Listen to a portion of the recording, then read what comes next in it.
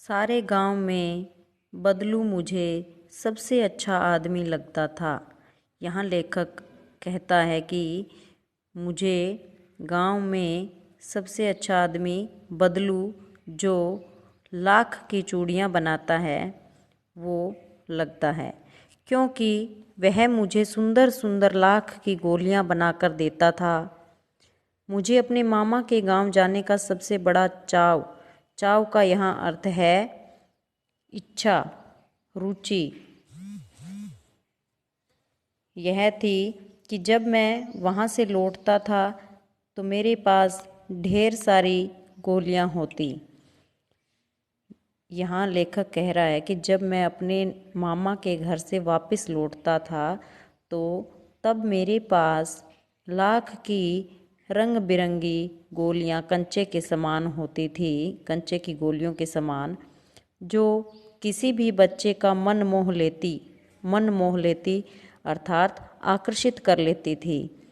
वैसे तो मेरे मामा के गांव का होने के कारण मुझे बदलू को मामा कहना चाहिए था, परंतु मैं उसे बदलू मामा न कहकर बदलू काका कहा करता था, जैसा कि गांव के सभी बच्चे उसे कहा करते थे।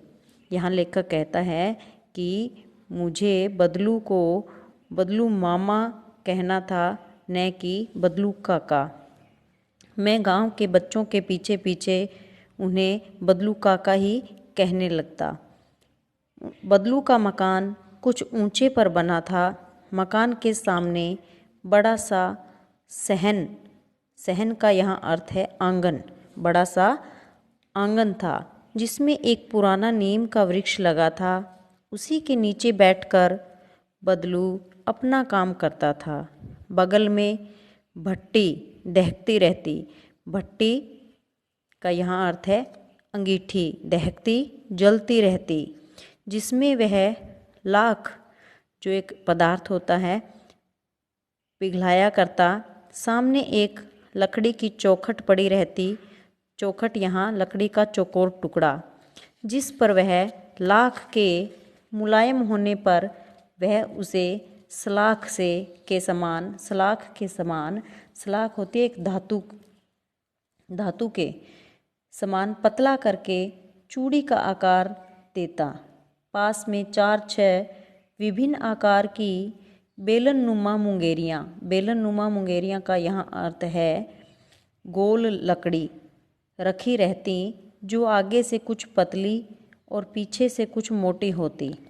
लाख की चूड़ी का आकार देकर वह उन्हें मुंगेरियों पर चढ़ाकर गोल और चिकना बनाता, और तब एक एक कर पूरे हाथ की चूड़ियाँ बना चुकने के पश्चात, यहाँ बना चुकने के पश्चात का अर्थ है कि चूड़ियों का जो सेट है वो बनाने के बाद वह उन पर रंग करता था। बदलू का यह कार्य सदा ही एक मचिए पर बैठकर करता था। लेखक यहाँ कहता है कि बदलू जो एक मनिहार था, चूड़ियाँ बनाने का काम करता था, वह क्या था कि बहुत गरीब था, और वह अपनी चूड़ी बनाने का जो काम था, मचिया का यहाँ है कि एक बैठका जो बैठने की है, उसके ऊपर बैठकर अपना काम किया करता था। जो बहुत पुरानी थी, बगल में ही उसका हुक्का रखा रहता। क्या है, बाद में बीच में काम करते हुए वह हुक्का भी पीता था, जिसे वह बीच में पीता रहता। गांव में मेरा दोपहर का समय अधिकतर बदलू के पास बीतता। यहाँ लेखक कहता है कि गांव में दोपहर का जो समय है वो मैं बदलू मनिहार के पास ही बिताता था। वह मुझे लल्ला कहा करता। जो बदलू है वो लेखक को लल्ला कहकर पुकारते थे, और मेरे पहुंचते ही मेरे लिए तुरंत एक मचिया मंगा देता। मचिया बैठने की जो एक वस्तु है उसे मंगा देता। मैं घंटों बैठे बैठे उसे इस प्रकार चूड़ियाँ बनाते देखता रहता। लेखक क्या है कि वहाँ उनके पास बैठे बैठे उनको चूड़ियाँ बनाते हुए देखते रहता था। लगभग रोज ही वह 4-6 जोड़े चूड़ियाँ बनाता। पूरा जोड़ा बना लेने पर वह उसे बेलन पर चढ़ाकर कुछ क्षण चुपचाप देखता रहता, मानो वह बेलन न होकर किसी नववधू की कलाई हो। यहाँ पर लेखक कहना चाहता है कि पूरा जो उसका चूड़ियों का सेट है वो बन जाने के बाद वह उन्हें अच्छे से निहारता। बदलू मनिहार था। चूड़ियाँ बनाना उसका पैतृक पेशा मतलब पीढ़ियों का उसका जो है वो काम था मनिहार का। और वास्तव में वह बहुत ही सुंदर चूड़ियाँ बनाता था। उसकी बनाई हुई चूड़ियों की खपत भी बहुत थी। उस गांव में तो सभी स्त्रियां उसकी बनाई हुई चूड़ियाँ ही पहनती थी। आसपास के गांवों के लोग भी उससे चूड़ियाँ ले जाते थे, परंतु वह कभी भी चूड़ियों को पैसे में बेचता न था। उस मतलब क्या है कि यहाँ लेखक कहता है कि वह अपनी चूड़ियों को पैसों में नहीं बेचता था। उसका अभी तक वस्तु विनिमय का तरीका था। वस्तु विनिमय का यहाँ अर्थ है वस्तु के बदले वस्तु का ही लेन देन। तो वो क्या है कि अपनी चूड़ियों के बदले उन लोगों से अनाज लेता था। लोग अनाज के बदले उससे चूड़ियाँ ले जाते थे। बदलू स्वभाव से बहुत ही सीधा था। मैंने उसे कभी किसी से झगड़ते नहीं देखा। हाँ, शादी विवाह के अवसर पर वह अवश्य जिद पकड़ जाता था। जीवन भर चाहे कोई उससे मुफ्त चूड़ियाँ ले जाए, परंतु विवाह के अवसर पर वह सारी कसर निकाल लेता था। अर्थात यहाँ लेखक कहना चाहता है कि अगर विवाह का दुल्हन का कोई सेट उसको बनाना है तो वहाँ अपने क्या है मुँह मांगी वो रकम या क्या है कीमत पर जिद या अड़ जाता था। भले ही वह खाली दिनों में या वैसे ही चाहे मुफ्त में चूड़ियाँ क्यों ना दे दे। आखिर सुहाग के जोड़े का महत्व ही और होता है। मुझे यह याद है, मेरे मामा के यहाँ किसी लड़की के विवाह पर जरा सी किसी बात पर बिगड़ गया था और फिर मनाने में लोहे लग गए। लोहे लग गए क्या है कि मनाने में उसको उसके लिए क्या है बहुत ही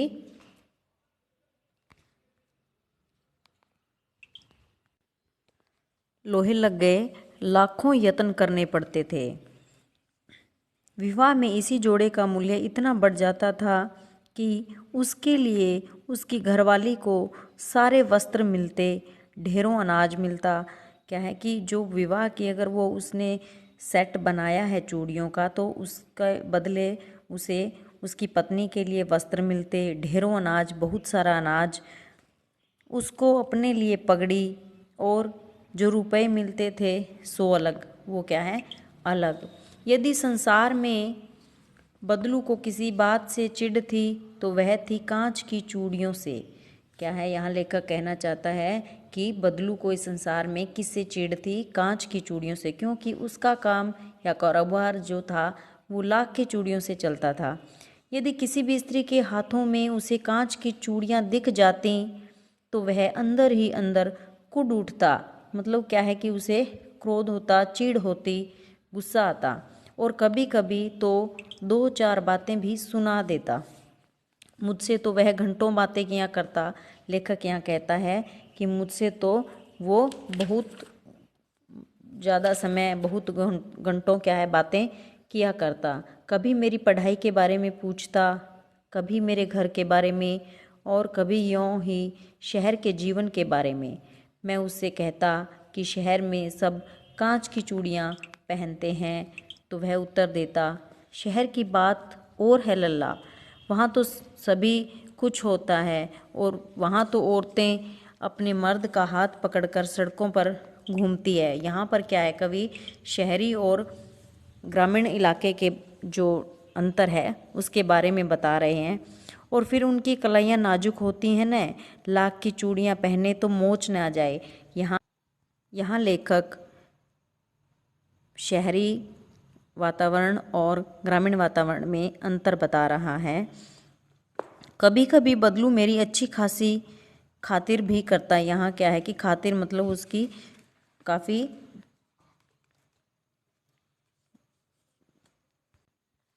खातिर करता, उसका मतलब उसके लिए कुछ न कुछ उसको खाने पीने के लिए देता। जिन दिनों उसकी गाय के दूध होता वह सदा मेरे लिए मलाई बचा कर रखता। और आम की फसल में तो मैं रोज़ ही उसके यहाँ से 2-4 आम खा लेता।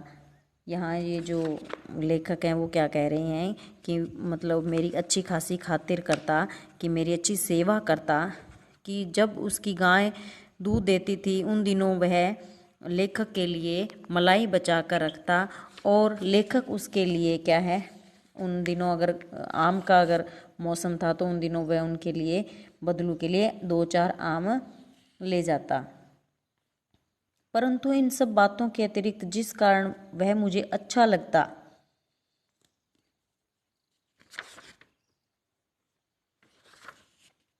वह यह था कि लगभग रोज ही वह मेरे लिए 1-2 गोलियां बना देता। मैं बहुधा हर गर्मी की छुट्टी में अपने मामा के यहाँ चला जाता। बहुधा मतलब अधिकतर 1-आध महीने वहाँ रहकर स्कूल खुलने के समय तक वापस आ जाता।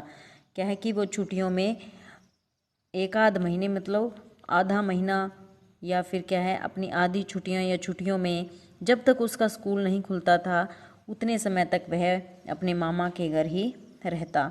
परंतु 2-3 बार ही मैं अपने मामा के यहाँ गया होऊंगा, तभी मेरे पिता की एक दूर के शहर में बदली हो गई। क्या है कि वो अपने मामा के घर 2 या 3 बार ही अपनी छुट्टियां बिताई होंगी, तभी उसके जो पिताजी की क्या है बदली शहर में हो गई।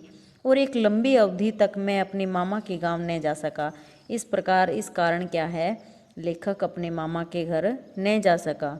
तब लगभग 8-10 वर्षों के बाद जब मैं वहाँ गया, इतने लंबे समय अंतराल के बाद जब वो लेखक वहाँ जाता है तो इतना बड़ा हो चुका कि लाख की गोलियों में मेरी रुचि नहीं रह गई। अब बड़ा हो गया है, लाख की गोलियों के बारे में उनकी क्या अब कोई इच्छा नहीं रह गई थी।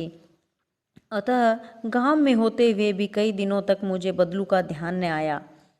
इस बीच मैंने देखा कि गांव में लगभग सभी स्त्रियां कांच की चूड़ियां पहने हैं। उन्होंने देखा तो उन्होंने पाया कि सभी स्त्रियों ने कांच की चूड़ियां पहन रखी है। बिरले ही हाथों में मैंने लाख की चूड़ियां देखी। बिरले ही मतलब कोई एक आध ही, किसी मतलब कोई कोई के मतलब औरतें थी जिन्होंने लाख की चूड़ियां पहन रखी थी। तब एक दिन सहसा मुझे बदलू का ध्यान आया। तभी मुझे क्या एकदम से उस दिन अचानक क्या है बदलू का की याद आई, ध्यान आया। बात यह हुई कि बरसात में मेरे मामा की छोटी लड़की आंगन में फिसल कर गिर पड़ी और उसके हाथ की कांच की चूड़ी टूटकर उसकी कलाई में घुस गई और उससे खून बहने लगा। मेरे मामा उस समय घर पर न थे। मुझे ही उसकी मरहम पट्टी, जो उसका घाव था उसके ऊपर जो पट्टी की करनी पड़ी। तभी सहसा अचानक मुझे बदलू का ध्यान आया, उस बदलू की याद आई और मैंने सोचा कि उसे मिल लाऊं। जब उसकी मामा की लड़की के गिरने पर, चोट लगने पर, जो कांच था चूड़ियों का वो उससे उसके चोट लगने पर उसने उसके मरहम पट्टी की। और तभी अचानक ही लेखक को अपने बदलू जो दोस्त मामा जो थे उनकी याद आई और उनसे मिलने के लिए उनकी इच्छा हुई। अतः शाम को मैं घूमते घूमते उसके घर चला गया। शाम को लेखक क्या घूमते घूमते बदलू के घर चले गए। बदलू वहीं चबूतरे पर नीम के नीचे एक खाट पर लेटा था।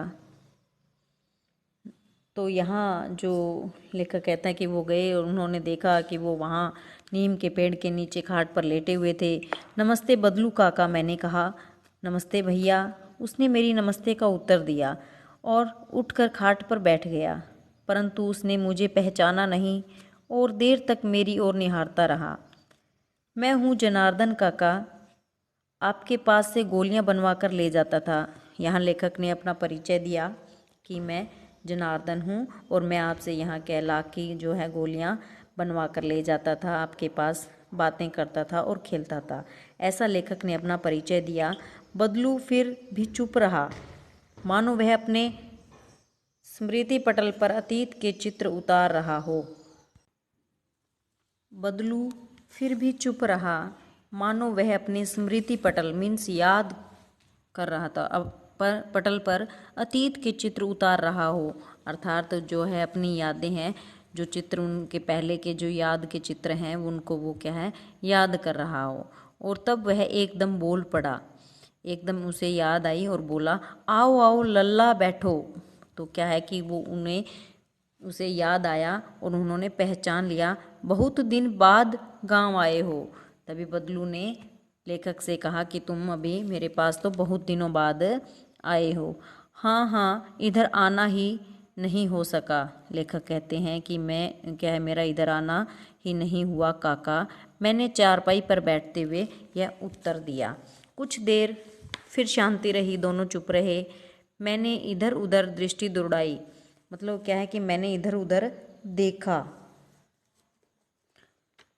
तो न तो मुझे उसकी मचिया ही नज़र आई, मचिया जो जिस पर वो बैठने की जो वस्तु जिस पर बैठकर वो चूड़ियाँ बनाते थे, न ही भट्टी जो लाख पकाने जलाने के लिए जो पिघलाने के लिए अंगीठी होती है वो भी वहाँ नहीं थी। आजकल काम नहीं करते काका, मैंने पूछा। यहाँ लेखक क्या है बदलू से पूछ रहे हैं कि क्या आजकल आप लाख की चूड़ियाँ बनाने का काम नहीं करते?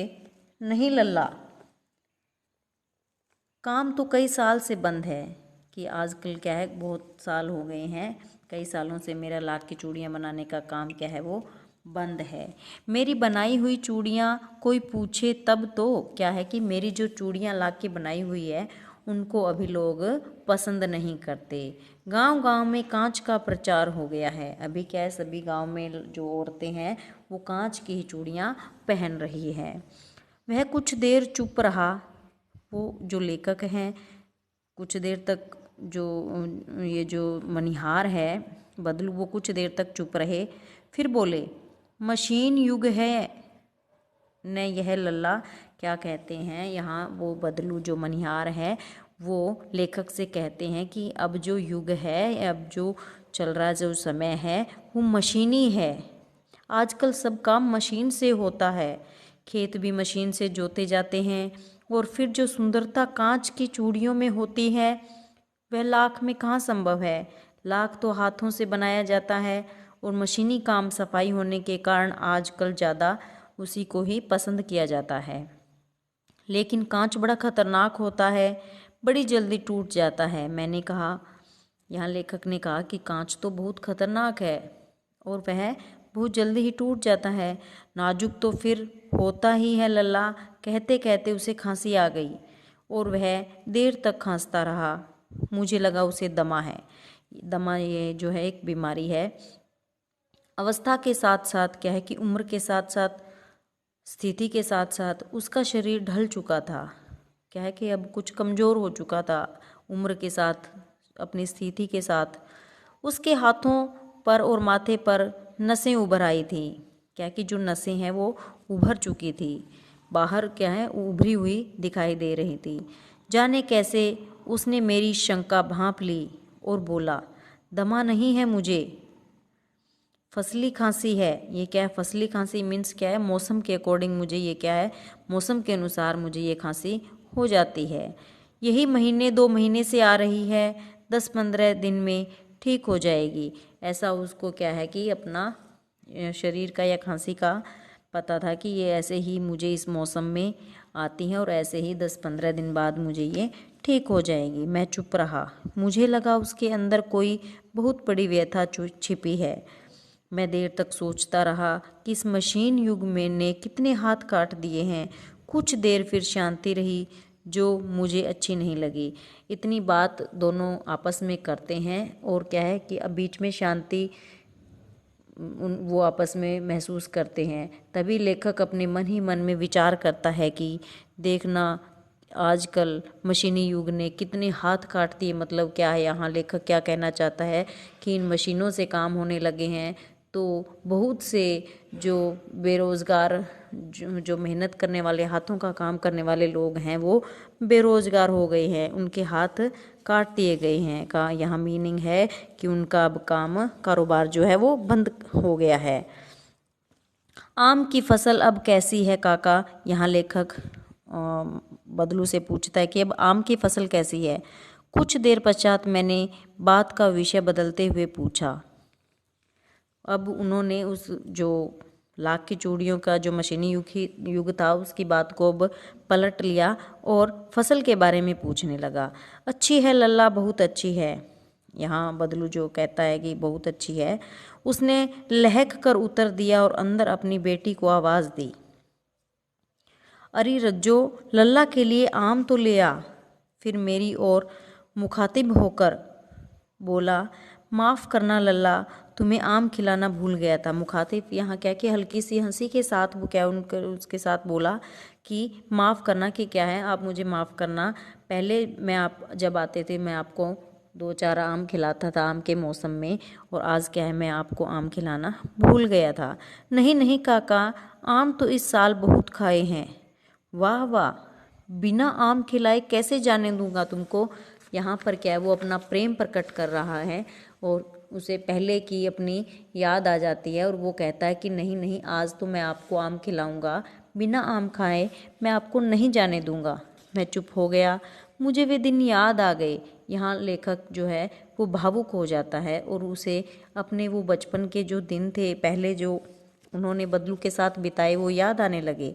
जब वह मेरे लिए मलाई बचा कर रखता था, साथ में जब आम की बात हुई तो उन्हें यह भी याद आया कि जब उनकी गाय दूध देती थी तो बदलू उनके लिए मलाई भी बचा कर रखता था। गाय तो अच्छी है ना काका। फिर लेखक जो है बदलू से पूछता है कि गाय कैसी है। मैंने पूछा, गाय कहाँ है लल्ला, 2 साल हुए बेच दी। फिर कहाँ से खिलाता वो मलाई। इतने में क्या है कि वो भी भावुक हो जाते हैं और बदलू क्या कहता है कि गाय तो कहाँ है लल्ला, गाय को तो अभी बेचे हुए ही 2 साल हो गए। इतने में रज्जो उसकी बेटी अंदर से एक डलिया में ढेर से आम ले आई। यह तो बहुत है काका, इतने कहाँ खा पाऊंगा। मैंने कहा, वाह वाह। वह हंस पड़ा, शहरी ठहरे न, मैं तुम्हारी उम्र का था तो इसके चौगुने आम एक वक्त, मतलब एक समय में, एक टाइम में, वक़्त यहाँ समय में खा जाता था, मतलब एक ही टाइम में एक ही बार में क्या है मैं इतने आम खा जाता था। आप लोगों की बात और है। मैंने उत्तर दिया कि आप तो अभी क्या है शहर के हो गए हो, शहर में रहते हो, तो आपकी अब इतनी क्या है कैपेसिटी, ऊर्जा या पावर, जो शक्ति आपके पास इतनी नहीं है कि आप इतना खा सको। मैंने ये उत्तर दिया। यहाँ आप लोगों की बात और है, मैंने उत्तर दिया। अच्छा बेटी, लल्ला को 4-5 आम छांट कर दो, सिंदूरी वाले देना। मतलब यहाँ ये जो क्या है कि उसकी जो है आम जो है उसकी अच्छे आम देने के लिए कह रहा है, जो उसकी नस्ल है आम की। देखो लल्ला कैसे हैं, इसी साल यह पेड़ तैयार हुआ है। वो उन्हें स्वाद के लिए टेस्ट करने के लिए कहता है कि मैंने इसी साल ये पेड़ तैयार किए हैं और इसका ये आप टेस्ट करो, देखो कि कैसा है। रज्जू ने 4-5 आम अंजुली में लेकर मेरी ओर बढ़ा दिए। मतलब हाथ में जो अंजलि जो हमारा दोनों हाथों को जोड़कर जो हम बनाते हैं अंजलि में, आम लेने के लिए मैंने हाथ बढ़ाया तो मेरी निगाह एक क्षण के लिए उसके हाथों पर ठिठक गई। क्या है कि मैंने जब उसके हाथों से आम लेने के लिए हाथ आगे बढ़ाया तो मेरी जो नज़र है, मेरी जो आंखें हैं, एक क्षण के लिए, मतलब कुछ थोड़े से समय के लिए उसके हाथों पर देखने के लिए ठिठक गई, मतलब देखने लगी। गोरी गोरी कलाइयों पर लाख की चूड़ियाँ बहुत ही फब रही थी मीन्स सुंदर लग रही थी। उसकी क्या है गुड़िया की जो लड़की थी, उनकी गुड़िया है जो लड़की रज्जो, उसकी गोरी गोरी कलाइयों पर लाख की चूड़ियाँ क्या है बहुत ही सुंदर फब रही थी, सुंदर लग रही थी।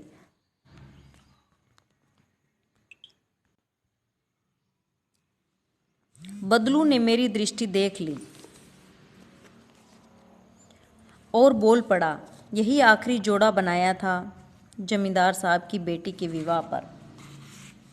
लेखक यहाँ यह बताना चाह रहा है कि जो उसकी बेटी ने चूड़ियाँ पहन रखी थी वो जो उन्होंने एक जमींदार था उसकी लड़की की शादी पर देने के लिए बनाई थी। 10 आने पैसे मुझको दे रहे थे, मैंने जोड़ा नहीं दिया, कहा शहर से ले आओ। तो उन्होंने क्या है उसकी कीमत 10 आने देने के लिए कहा। तो इस पर वो जो बदलू है वो अड़ गए और उन्होंने वे चूड़ियाँ जो है उसे देने के लिए मना कर दी और साथ ही जमींदार से यह भी कह दिया कि तुम इन्हें अब शहर से ले आना।